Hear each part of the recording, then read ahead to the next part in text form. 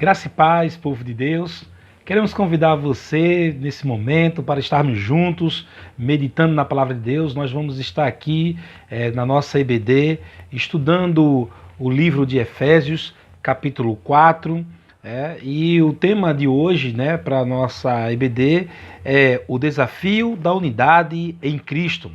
Eu quero pedir permissão para fazer uma leve modificação. Em vez de falarmos o desafio da unidade em Cristo, vamos estar colocando por tema Vivendo a Unidade em Cristo.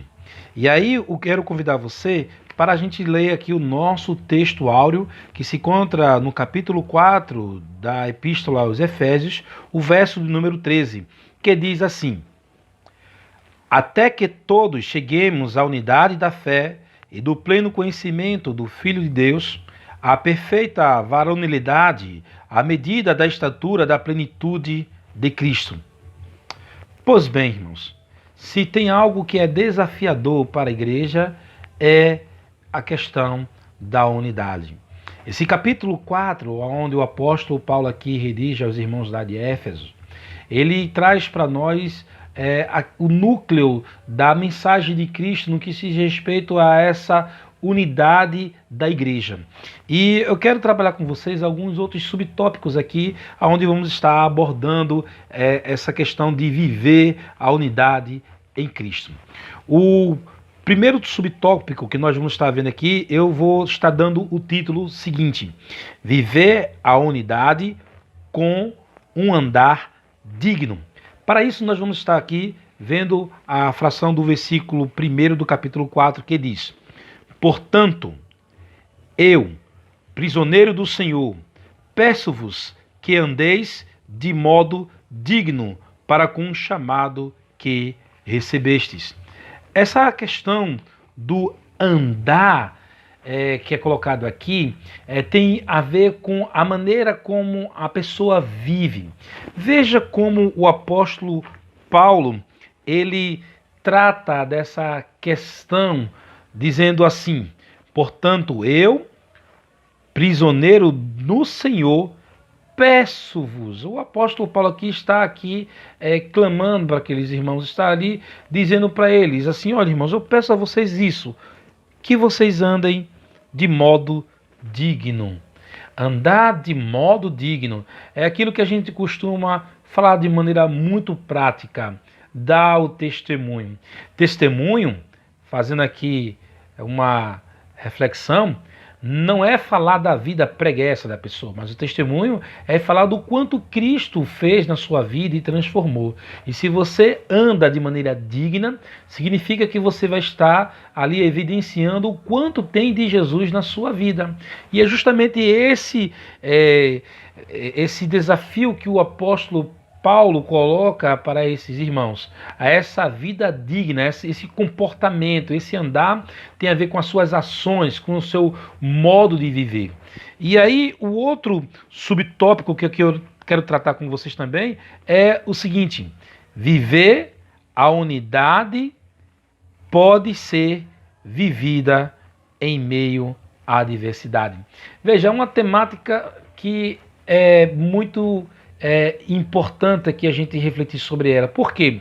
Porque muitas vezes as pessoas pensam que a unidade não tem a ver com diversidade. Às vezes as pessoas julgam que para se ter uma unidade tem que ser todos iguais na uniformidade, ter a mesma forma. Porém, o texto bíblico aqui que nós vamos usar vai falar um pouco sobre essa realidade. Veja, o capítulo é o 4, o versículo 11, que diz assim: e ele designou uns como apóstolos, outros como profetas, outros como evangelistas e ainda outros como pastores e mestres.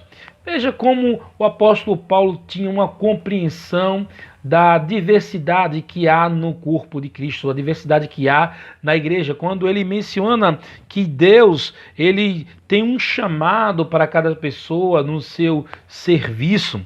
Uns é apóstolo, aqueles que vão desbravar os campos missionários, Outros que são profetas, aqueles que vão falar em nome de Deus, como também outros que evangelizam, aqueles que anunciam a palavra de Deus. E veja também que ele coloca ainda outros como pastores e mestres.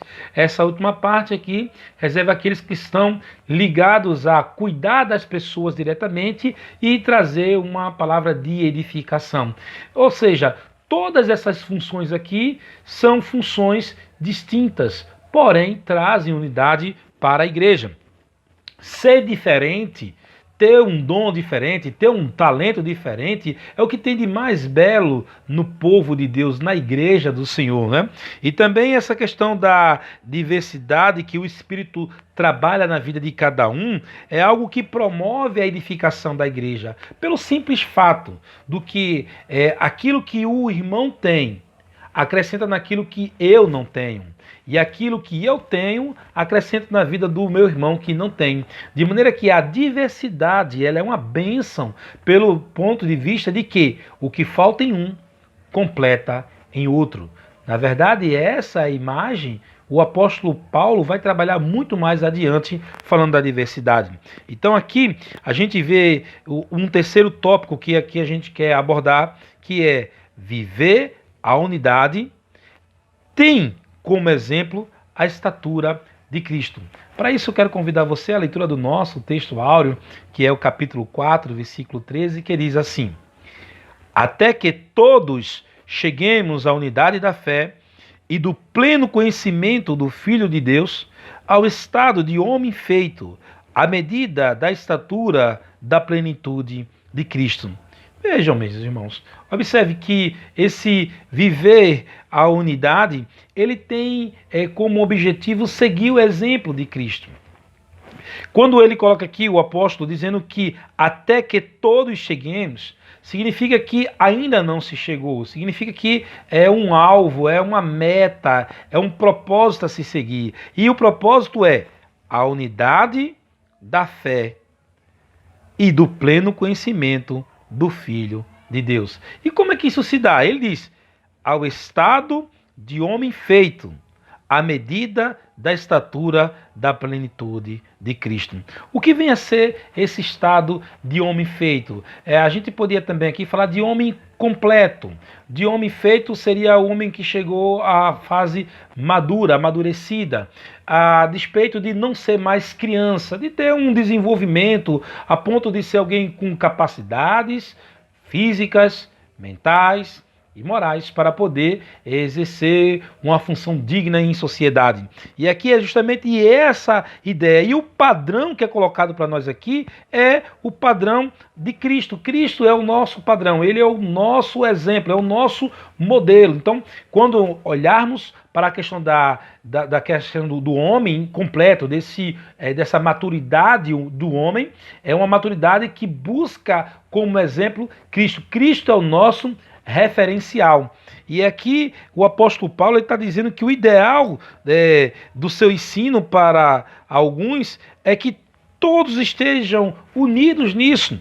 Então essa unidade ela é promovida com esse objetivo. Não é uma unidade apenas para fazer um coro, não é apenas uma unidade para fazer números, mas é uma unidade que tem por objetivo buscar essa meta, buscar aí esse desenvolvimento, o desenvolvimento de ser homem feito, homem completo, homem maduro. E esse homem maduro só pode ser realmente contemplado quando ele observa o exemplo de Cristo.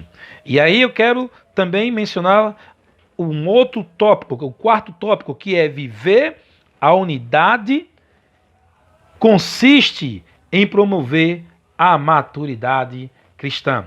E para isso eu vou usar os versos 15 e 16 do capítulo 4 de Efésios. Diz assim: pelo contrário, seguindo a verdade em amor, cresçamos em tudo naquele que é a cabeça, Cristo. Nele, o corpo inteiro, bem ajustado e ligado pelo auxílio de todas as juntas, segundo a correta atuação de cada parte, efetua o seu crescimento para edificação de si mesmo em amor. Eu quero gastar mais um pouquinho de tempo nesse versículo para explicar aqui o que o apóstolo Paulo quer dizer. Primeiro que o apóstolo Paulo aqui coloca como ilustração o corpo. Imagine um corpo, tá bom?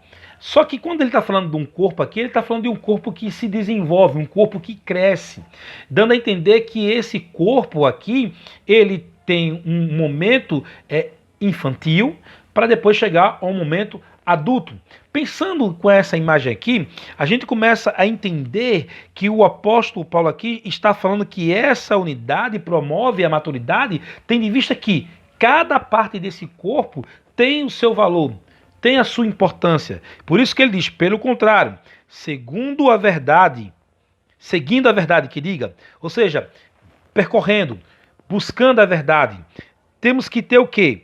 Essa verdade em amor. Aí ele fala de cresçamos em tudo naquele que é o cabeça. Esse crescer em tudo aqui é na ideia da unidade. Imagine um corpo que não se desenvolve por inteiro, em cada parte. Se cresce apenas uma mão, apenas uma perna, sabe? E você vê esse corpo como? Um corpo todo desfigurado, parece uma pessoa mal formada, né? Mas a ideia que o apóstolo Paulo coloca aqui é que Cristo é o cabeça, e por ele ser o cabeça, esse corpo ele necessita de uma inteireza. Ele fala, nele, o corpo inteiro, ou seja, não fica uma parte de fora, é todo o corpo inteiro, bem ajustado e ligado pelo auxílio de todas as juntas. Ou seja, não é dividindo o corpo, não é um corpo esquartejado, mas é um corpo completo, inteiro. E aí esse corpo que é ligado por todas as juntas, ele é ligado para um crescimento segundo a correta atuação de cada parte ou de cada membro. Se uma parte do corpo só desenvolve, a outra parte fica deixando a desejar. Então a ideia que o apóstolo Paulo coloca aqui é que cada parte deve desenvolver na sua totalidade, para que assim o corpo ele não cresça de forma defeituosa, mas de forma plena e harmoniosa. E aí ele coloca o seguinte: efetua o seu crescimento. O crescimento de quem? Do corpo, para edificação de si mesmo no amor. Concluindo, o que o apóstolo Paulo está dizendo aqui é o seguinte, é como se fosse cada pessoa da igreja, e em 1 Coríntios ele vai falar um pouco sobre isso também, significa como se fosse um membro de um corpo. A ilustração aqui é um corpo feito por vários membros, mãos, pernas, olhos, boca, nariz, assim sucessivamente. E essas partes, como um todo, precisam crescer como uma criança que desenvolve o seu corpo até chegar à fase adulta. E quando ele desenvolve por completo. Se crescer só a cabeça e não crescer o restante, o corpo fica defeituoso. Se crescer os braços e as pernas não crescer, também fica defeituoso. É essa ideia que o apóstolo Paulo está trazendo aqui. A ideia de que a igreja, ela funciona como um corpo. Ele traz essa ilustração. Então, quando nos propomos a conhecer, valorizar, divulgar e usar os ensinos de Jesus, a unidade é conquistada e preservada. E assim sendo, atingimos a maturidade. O destaque que a nossa revista coloca aqui diz o seguinte: o vigor espiritual consistente, duradouro e inegociável é fruto da maturidade cristã. Ou seja, só podemos crescer na nossa vida cristã de maneira consistente, duradoura e com fruto inegociável da nossa maturidade, se estivermos em conjunto, crescendo juntos para a glória de Deus. Outro subtópico que eu quero tratar com vocês aqui fala sobre o viver a unidade promove ética de vida relacional com Deus e com os homens. Para isso nós vamos ler o capítulo 4, versículo 17, que diz: e digo isto, e testifico no Senhor, para que não andeis mais como andam também os outros gentios, na vaidade da sua mente. Observe aqui a orientação do apóstolo? Ele está aqui falando o seguinte, que a maneira de viver, quando aqui a gente fala do subtópico viver, a unidade promove ética de vida relacional com Deus e com os homens.